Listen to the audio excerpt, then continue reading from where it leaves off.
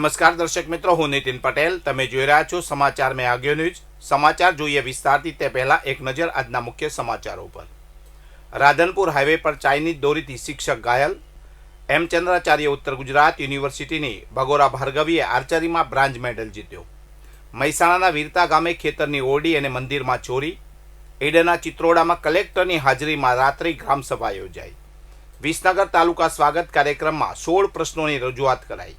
ઊંઝા તાલુકાની પંચાયતોને કચરા નિકાલ માટે ઈ-રિક્ષા અપાઈ. નોરતા ગામમાં સંત દોલતરામ બાપુને ત્રીજા ઇન્ડિયન રેકોર્ડથી સન્માનિત કરવામાં આવ્યા. પાટણ જિલ્લાના રાધનપુર પંથકમાં ઉત્તરાયણ પૂર્વે જ પ્રતિબંધિત ચાઇનીઝ દોરીનો ઉપયોગ શરૂ થઈ ગયો છે, જે રાહદારીઓ માટે જોખમી સાબિત થઈ રહ્યું છે. આદર્શ વિદ્યાલયમાં શિક્ષક તરીકે ફરજ બજાવતા નરેશ બારોટ પોતાની ફરજ પૂરી કરીને બાઇક પર પરત ફરી રહ્યા હતા. તે દરમિયાન રાધનપુર હાઈવે પરથી પસાર થતી વખતે તેમના ગળાના ભાગે ચાઇનીઝ દોરી આવી ગઈ હતી. ચાઇનીઝ દોરી તીક્ષ્ણ હોવાથી શિક્ષક નરેશ બારોટના ગળાના ભાગે ઊંડો ઘા થયો હતો. તેમને તાત્કાલિક સારવાર માટે હોસ્પિટલમાં ખસેડવામાં આવ્યા હતા, જ્યાં તબીબી સારવાર બાદ 14 ટાંકા લેવા પડ્યા હતા. પ્રતિબંધ હોવા છતાં ચાઇનીઝ દોરીનું બેફામ વેચાણ અને ઉપયોગ ચાલુ છે, જેના કારણે નિર્દોષ લોકો ભોગ બની રહ્યા છે. આ ઘટનાએ ચાઇનીઝ દોરીના જોખમ અને તેના વેચાણ પર સખત કાર્યવાહીની જરૂરિયાત પર ફરીથી ધ્યાન દોર્યું છે. પાટણ સ્થિત હેમચંદ્રાચાર્ય ઉત્તર ગુજરાત યુનિવર્સિટીની વિદ્યાર્થીની ભગોરા ભાર્ગવીએ જયપુર ખાતે આયોજિત ખેલો ઇન્ડિયા યુનિવર્સિટી ગેમ્સ 2025માં આર્ચરી સ્પર્ધામાં બ્રાન્ઝ મેડલ જીત્યો છે. ભાર્ગવીની આ નોંધપાત્ર સિદ્ધિ બદલ યુનિવર્સિટીનું નામ રોશન થયું છે. યુનિવર્સિટીના કુલપતિ, રજિસ્ટ્રાર અને શારીરિક શિક્ષણ નિયામક દ્વારા તેને અભિનંદન પાઠવવામાં આવ્યા છે. યુનિવર્સિટીના સત્તાધીશોએ ભાર્ગવીની સફળતાને તેની અથાગ મહેનત, શિસ્તબદ્ધતા અને રમતમાં શ્રેષ્ઠ પ્રદર્શન કરવાની ધગશનું પરિણામ ગણાવ્યું હતું. તેમણે તેના પ્રદર્શનની પ્રશંસા કરી અને ભવિષ્યની સ્પર્ધાઓ માટે શુભેચ્છાઓ પાઠવી હતી. આ સફળતા અન્ય વિદ્યાર્થીઓ માટે પણ રમતગમત ક્ષેત્રે ઉત્કૃષ્ટ પ્રદાન કરવા માટે પ્રેરણારૂપ બનશે તેમ યુનિવર્સિટી દ્વારા જણાવાયું હતું.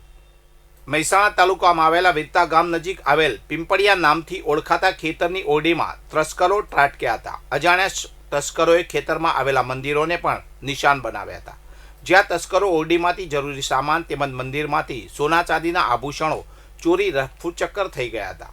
ફરિયાદી મુકેશ પટેલ 25 નવેમ્બરના રોજ ખેતરમાં આવેલા મંદિરમાં પૂજાપાઠ કરવા ગયા. એ દરમિયાન તેઓને આ ચોરી અંગેની જાણ થઈ હતી. ત્યારબાદ ખેતરમાં આવેલી ઓરડીમાં તપાસ કરવામાં આવતા ઓરડીમાં રહેલી તિજોરીમાં બધો સામાન અસ્તવ્યસ્ત જોવા મળ્યો હતો.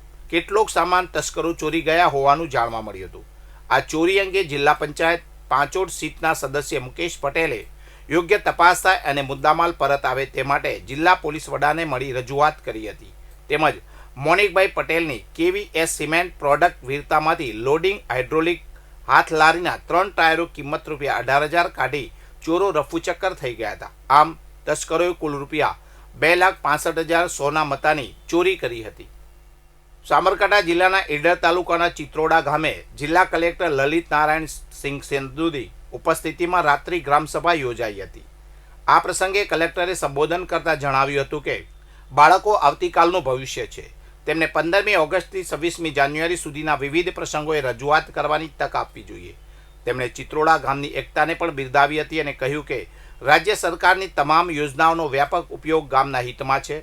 ચિત્રોડા ગામમાં પ્લાસ્ટિકનો વપરાશ ઘટાડવા માટે ગ્રામ પંચાયત અને શ્રીમદ લાલજી બાપા યુવા સંગઠનની ટીમે દરેક ઘર સુધી કાપડની થેલીનું વિતરણ કર્યું હતું. આ પહેલને લોકોનો સારો પ્રતિસાદ મળ્યો છે. આ પ્રોજેક્ટથી પ્લાસ્ટિકના વપરાશમાં નોંધપાત્ર ઘટાડો થશે, જેની કલેક્ટરે પ્રશંસા કરી હતી. આ રાત્રિ ગ્રામસભામાં ઈડર પ્રાંત અધિકારી રોનકભાઈ પટેલ, તાલુકા વિકાસ અધિકારી ભરતભાઈ ચૌધરી, સરપંચ, ડેપ્યુટી સરપંચ સહિત ગ્રામ પંચાયતના સભ્યો, શ્રીમદ લાલજી બાપા યુવા સંગઠનની ટીમ અને મોટી સંખ્યામાં ગ્રામજનો ઉપસ્થિત રહ્યા હતા. વિસનગર મામલતદાર કચેરી ખાતે પ્રાંત અધિકારી વિકાસ રાતડાની અધ્યક્ષતામાં તાલુકા સ્વાગત કાર્યક્રમ યોજાયો હતો. આ કાર્યક્રમમાં વિસનગર શહેર અને તાલુકાના નાગરિકો દ્વારા કુલ 16 જનહિતના પ્રશ્નો રજૂ કરાયા હતા. અરજદારો તેમની લાંબા સમયથી પડતર સમસ્યાઓના ઝડપી નિરાકરણની માંગ કરી હતી. કાર્યક્રમમાં રજૂ થયેલા મુખ્ય પ્રશ્નો પૈકી વિસનગર શહેરના કડા રોડ પરના 2 ગંભીર મુદ્દાઓ કેન્દ્ર સ્થાને રહ્યા હતા.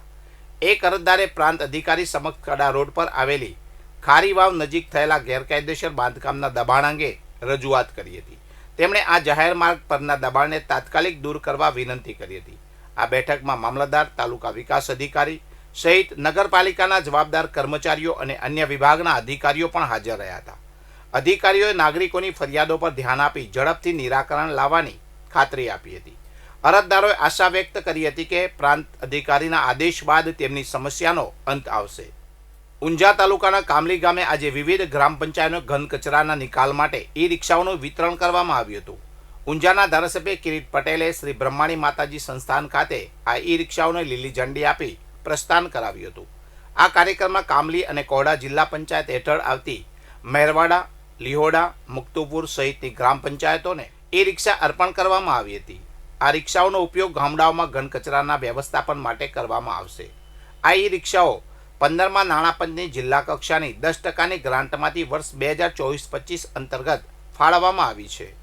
આ પહેલનો ઉદ્દેશ ગ્રામીણ વિસ્તારોમાં સ્વચ્છતા જાળવવાનો છે. આ પ્રસંગે ધારાસભ્ય કિરીટભાઈ પટેલ ઉપરાંત કામલી જિલ્લા પંચાયત સદસ્ય સુમિત્રાબેન કનુભાઈ પટેલ, કોડા જિલ્લા પંચાયત સદસ્ય સુરેખાબેન દેવેન્દ્રભાઈ પટેલ, ઊંઝા તાલુકા ભાજપ પ્રમુખ હર્ષદભાઈ પટેલ, મહામંત્રી રાહુલજી ઠાકોર સહિત વિવિધ ગામોના સરપંચો અને મોટી સંખ્યામાં ગ્રામજનો ઉપસ્થિત રહ્યા હતા. પાટણ નજીક આવેલા નોરતા ગામના સંત દોલતરામ બાપુને ત્રીજા ઇન્ડિયન રેકોર્ડથી સન્માનિત કરવામાં આવ્યા છે. છેલ્લા 49 વર્ષથી તેમને પાટણ પંથક સહિત ગુજરાતમાં 11,950 જેટલા સત્સંગ કાર્યક્રમો દ્વારા અંદાજે 5 લાખથી વધુ લોકોને વ્યસનમુક્ત બનાવ્યા છે. આ સન્માન રાજસ્થાનના રણુજા ખાતે ગુજરાતના 150થી વધુ ગામના લોકોની ઉપસ્થિતિમાં કરવામાં આવ્યું હતું. રણુજા સ્થિત સનાતન ગુજરાતી અન્નક્ષેત્ર આશ્રમ ખાતે આયોજિત એવોર્ડ કાર્યક્રમમાં global excellence book of record ઇન્ડિયાના પ્રેસિડેન્ટ નીતિન દોતિયા ખાસ ઉપસ્થિત રહ્યા હતા. તેમણે દોલતરામજી બાપુના આધ્યાત્મિક અને સામાજિક યોગદાનને સત્તાવાર રીતે માન્યતા આપી હતી. દોલતરામ બાપુના અનુયાયી રવિરામ મહારાજે જણાવ્યું કે બાપુને ગ્લોબલ એક્સેલન્સ બુક ઓફ રેકોર્ડથી નવાજવામાં આવ્યા છે. પાટણ પંથકના નોરતાના સંત શિરોમણીને આ ત્રીજો ઇન્ડિયન રેકોર્ડ મળતા તેમના લાખો સેવકોએ ગૌરવ અનુભવ્યું છે અને તેમના આધ્યાત્મિક અને સામાજિક યોગદાનની સરાહના કરી છે. વધુ સમાચાર માટે જોતા રહો સમાચાર મેં આગે ન્યૂઝ. નમસ્કાર.